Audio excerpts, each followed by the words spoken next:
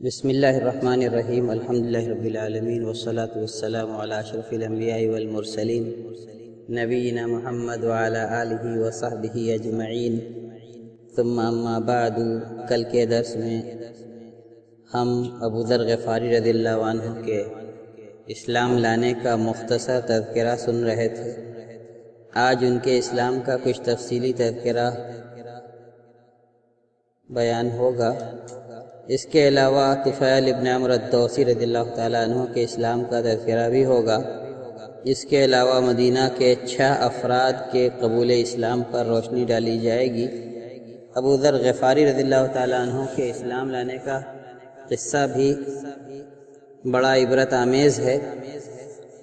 ان کو اور ان کے بھائی انیس کو مکہ سے اسلام کے بارے میں سن کر مدینہ جانے والوں کے ذریعے جیسے کہ ایاز ابن معاذ اور سوید ابن صامت وغیرہ سے اسلام کی خبر ملی تھی، اور ان کے بھائی انیس خود مکہ آئے تھے۔ اللہ کے رسول صلی اللہ علیہ وسلم سے ملاقات ہوئی تھی، اور جا کر کے انہوں نے جب ابو ذر غفاری رضی اللہ تعالیٰ عنہ سے کہا کہ میں مکہ سے ایک ایسا کلام سن کر کے آ رہا ہوں جو کسی شاعر یا کاہن کا کلام نہیں لگتا، اور مجھے لگتا ہے کہ وہ نبی ہیں، تو ابو ذر غفاری رضی اللہ تعالیٰ عنہ اپنے بھائی پہ ناراض ہوئے تھے کہ آپ مکمل کام کر کے نہیں آئے۔ پھر خود سواری پر سوار ہو کر اور ان کو گھر کی دیکھ بھال کی ذمہ داری دے کر مکہ تشریف لائے، اور 1 مہینہ کے قریب حرم شریف اور اس کے ارد گرد قیام کیا۔ کسی کے مہمان نہیں بنے۔ ایک آدھ مرتبہ حضرت علی اپنے گھر لے گئے، اور انہوں نے ہی حضرت صلی اللہ علیہ وسلم سے آپ کی ملاقات کروائی بعد میں، لیکن صرف زمزم پہ گزارا کیا۔ اور اللہ تبارک تعالیٰ نے اس پانی میں کتنی عجیب تاثیر دی ہے۔ حضرت ابو ذر غفاری رضی اللہ تعالیٰ عنہ کہتے ہیں کہ اللہ کے رسول صلی اللہ علیہ وسلم نے مجھ سے پوچھا کہ کہاں رہتے ہیں؟ کہا یہیں حرم شریف کے ارد گرد۔ کا کیا کھاتے ہیں؟ کہا 1 ماہ سے اسی پانی پہ گزارا ہے، اور اس پانی کا اثر میرے بدن پہ یہ ہے کہ میں موٹا ہو گیا ہوں، میرے پیٹ پہ بل پڑ گئے ہیں، میرے پیٹ میں سلوٹیں بن گئی ہیں جو پہلے نہیں تھی۔ میں دبلا پتلا انسان تھا، زمزم پینے کی وجہ سے میری تندرستی اچھی ہو گئی اور میں موٹا ہو گیا ہوں۔ اتنی غذائیت اس پانی میں اللہ نے دی ہے۔ پھر اللہ کے رسول صلی اللہ علیہ وسلم سے انہوں نے اسلام قبول کیا۔ اللہ کے رسول صلی اللہ علیہ وسلم نے ان کو وصیت کی کہ خاموشی کے ساتھ واپس اپنے قبیلے چلے جائیے غفار کے ہاں، اور ابھی اپنے اسلام کا اعلان مت کیجیے۔ غفار یہ یمن کا علاقہ ہے، اور مکہ والے اپنی تجارت میں یمن سے ہو کر کے گزرتے تھے، لیکن انہوں نے کہا کہ نہیں، میں جا کر کے مکہ والوں کے سامنے اپنے اسلام کا اعلان کروں گا۔ اعلان کیا، سب نے کہا کہ بے دین ہے، بے دین ہے، پل پڑے، بری طرح سے زد و کوب کیا، اتنا مارا کہ بے ہوش ہو کر گر پڑے۔ حضرت عباس رضی اللہ تعالیٰ عنہ نے ان کو مکہ والوں سے کسی طرح سے بچایا، اور جب ہوش میں آ کر کے کھڑے ہوئے تو خود بیان کرتے ہیں ایسا لگ رہا تھا کہ میں کوئی لال رنگ کا ستون ہوں، کھمبا ہوں، پورا جسم لہو لہان تھا، لال رنگ کا ستون لگتا تھا۔ کہا کہ پھر میں نے آ کے زمزم سے غسل کیا، اور پھر یہی ان کے زخموں کی شفا یابی اور ان کی تندرستی کا ذریعہ بنا، یہی زمزم۔ لیکن اس 1 دن پر ان کو صبر نہیں آیا، انہوں نے دوسرے دن پھر اعلان کیا، پھر مکہ والوں نے مارا، پھر حضرت عباس رضی اللہ تعالیٰ عنہ نے بچایا، اور پھر یہ واپس وہاں سے اپنے قبیلے بنو غفار میں واپس چلے گئے۔ اس سے بھی دلچسپ واقعہ ہے حضرت طفیل ابن عمرو الدوسی رضی اللہ تعالیٰ عنہ کے اسلام لانے کا۔ بہت بڑے تاجر تھے، قبیلے دوس کے سردار تھے، جو کہ حضرت ابو ہریرہ رضی اللہ تعالیٰ عنہ کا بھی قبیلہ ہے، اور تاجر آدمی تھے، شاعر آدمی تھے، بھلے برے کی بہت اچھی پرکھ رکھتے تھے۔ جیسے ہی ان کے مکہ آنے کی خبر مکہ والوں نے سنی، اللہ کے رسول صلی اللہ علیہ وسلم اپنی نبوت کی دعوت پھیلانے کا کام سر عام کر رہے تھے۔ مکہ والوں نے ان سے مل کر کے ان کو روکا اور کہا کہ محمد سے مت ملیے گا، ان کی بات مت سنیے گا، اور وہ قرآن کی تلاوت بلند آواز سے خانہ کعبہ اور اس کے آس پاس کرتے ہیں، آپ اپنے کان میں روئی ڈال لیجئے کہ آپ کے کانوں میں ان کی آواز پڑے ہی نہیں۔ جس نے بھی ان کی آواز سنی وہ بے دین ہو گیا، بھٹک گیا۔ انہوں نے مکہ والوں کی بات شروع میں مان لی، کان میں روئی ٹھوس لی، پہنچے مکہ حرم شریف کے آس پاس، پھر اپنے دل میں سوچا کہ اتنا سمجھدار انسان، میں زبان کی اونچ نیچ سے واقف، اور میں اتنا کم عقلی کا کام کر رہا ہوں کہ ان لوگوں کی باتیں سن کر اپنے کان میں روئی ٹھوس رہا ہوں۔ روئی نکالی اور کہا کہ سنوں گا محمد کو، اگر بات بھلی ہوگی تو قبول کر لوں گا، اور بری ہوگی تو ٹھکرا دوں گا، رد کر دوں گا۔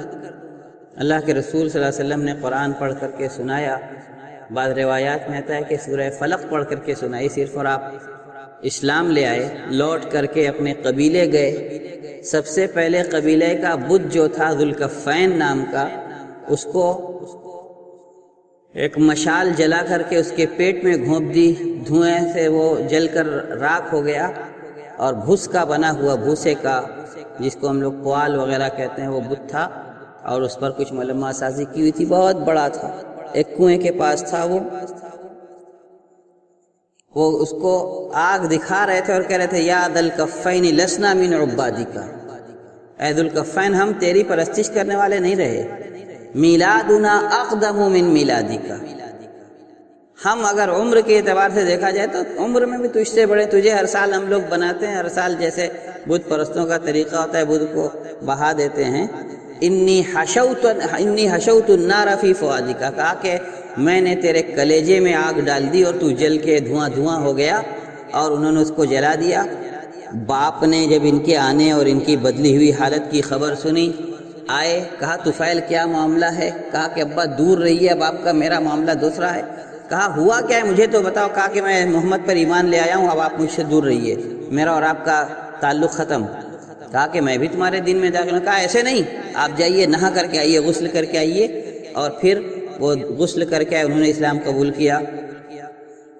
والدہ آئیں، بیوی آئیں، سب نے پوچھا کیا ہوا ہے؟ کہا میں اسلام لا چکا ہوں، تم لوگ مجھ سے دور رہو۔ سب نے کہا کہ جس دین پر آپ ہیں اسی پر ہم لوگ رہیں گے۔ ان کی والدہ اور ان کی اہلیہ بھی ایمان نہیں، لیکن ان کے قبیلے دوس کے لوگ اسلام سے پیچھے رہ گئے، کچھ لوگ اور اسلام لائے۔ یہ اللہ کے رسول صلی اللہ علیہ وسلم کے پاس واپس گئے، انہوں نے کہا کہ اللہ کے رسول آپ میرے قبیلے کے لیے دعا کر دیجئے۔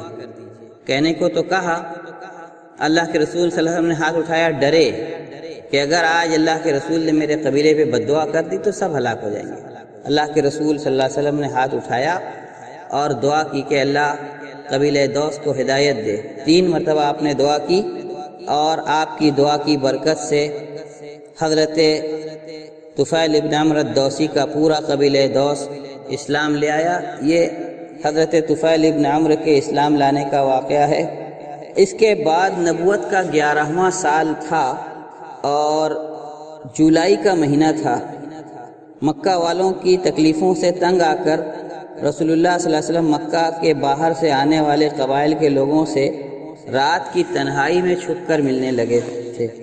وہ آپ اور آپ کے ان کے درمیان کوئی حائل نہ ہو جائے، یعنی مکہ والے جو آپ کی دعوت کے پیچھے لگے ہوئے تھے اور جا کر کے لوگوں کو ورغلاتے تھے، تو آپ نے سوچا کہ رات کے وقت کوئی آ کر کے دعوت کے راستے میں رکاوٹیں نہیں ڈالے گا، رات کو دعوت دینے کے لیے نکلے۔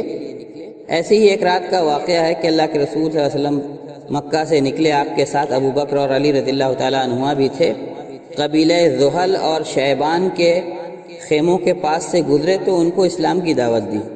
اس درمیان ابو بکر اور قبیلہ زحل کے ایک شخص کے درمیان بڑی دلچسپ بات چیت بھی ہوئی، مگر اسلام میں ان لوگوں نے کوئی خاص دلچسپی نہیں دکھائی، مگر بنو شیبان کے لوگوں نے کچھ حد تک امید دلانے والے جواب دیے، مگر اسلام قبول کرنے میں توقف کیا، وہ بھی اسلام نہیں لائے۔ اللہ کے رسول صلی اللہ علیہ وسلم پھر بھی ہمت نہیں ہارے اور آگے بڑھے، عقبہ منی کے پاس آئے جہاں پر جمرات ہیں، اور جمرات سے متصل جو علاقہ ہے وہاں ان کو کچھ آواز سنائی دی، جیسے کچھ لوگ آپس میں گفتگو کر رہے ہوں۔ آپ آواز کی سمت گئے، دیکھا کہ 6 لوگ ہیں۔ آپ نے ان سے پوچھا کہ کہاں کے ہیں آپ لوگ اور کون ہیں؟ ان لوگوں نے کہا کہ ہم لوگ قبیلہ خزرج کے لوگ ہیں۔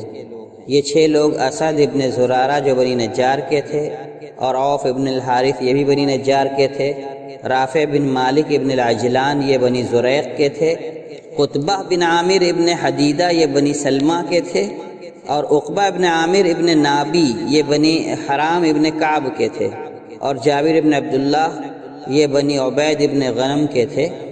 مدینہ والوں کی خوش نصیبی یہ تھی کہ وہ اپنے پاس بسنے والے یہود سے اسی زمانے میں مبعوث ہونے والے نبی کی بشارتیں سنا کرتے تھے۔